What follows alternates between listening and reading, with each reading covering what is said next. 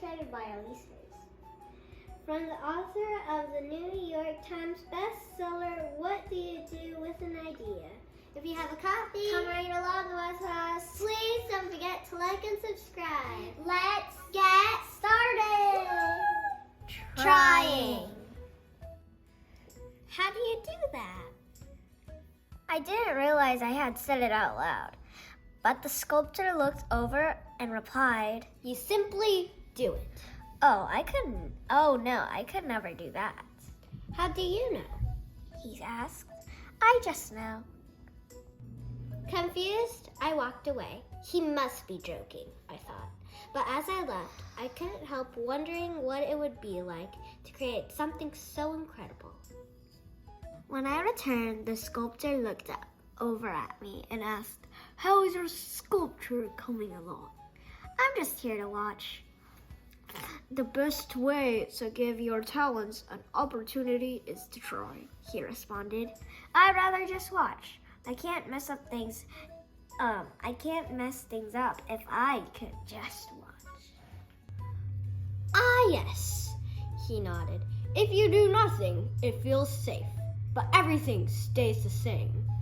If you do nothing, there is less to experience, less to love, and less to learn." Okay. The fear of failing is the scariest part, and it stops most people from starting. The only way to get where you want to go is to take the step in that direction, and the best way to do that is to begin. It was all I could think about. Even as I slept, I dreamt of creating beautiful things. I was excited to get started, but as I was working, I realized that something was wrong. With every strike, I felt a little more deflated. With every blow, my disappointment grew. This was not turning out the way I have imagined. Why did I think I could do it? Why had I let myself care about this so much? The next time I saw the sculptor, he asked me about my work.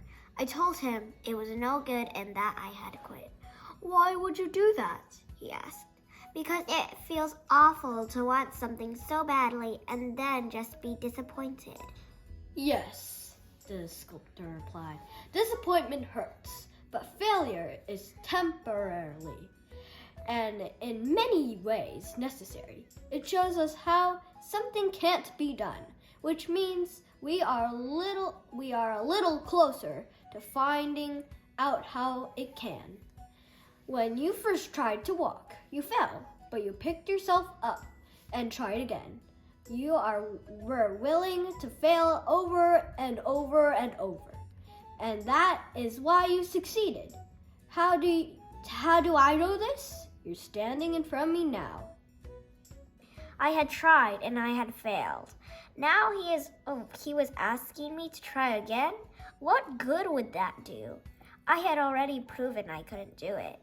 But if I was honest, I wanted to believe I could.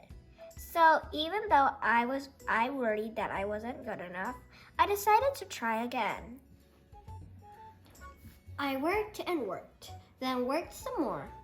And while I could see it was a little better, it still wasn't at all what I wanted it to be. I started up to the sculptor. "See, I told you I wasn't any good, and this proves it. Are you happy now?" "Yes," he said. "I'm happy. It is good to see you sculpting. But it's terrible. I don't even know what I'm making anymore." "You're making progress," he explained.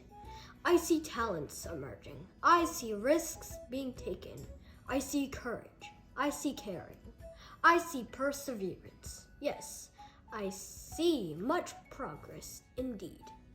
And I hope you will keep trying."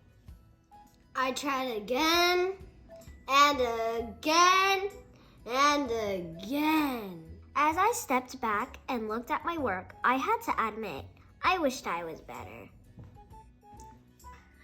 I went to talk to the sculptor, and he asked me to go for a walk with him. He said, "I know it can be hard when things don't turn out as you hoped, but be proud of your failures. I know I am. Every one of them. I can't imagine you ever failing. He laughed. More times than I could count. But each time you fail, you get a little smarter, a little braver, a little stronger. The truth is, we are all failures. The dreamers, the doers, the creators. Being a failure means you loved something. You cared. It means you stepped forward. You didn't hold back. You tried. That is why I brought you here. He gestured the same statues around him. These are my friends. These are my failures. And I'm grateful for every one of them because they helped me become who I am today. I will tell you a secret.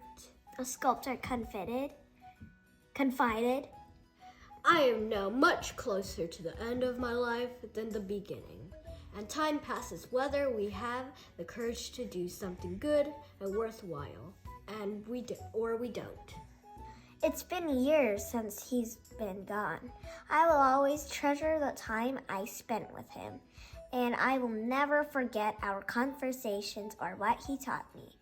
When we make it safe to fail, we make it safe to succeed.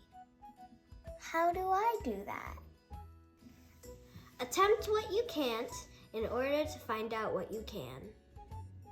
The end.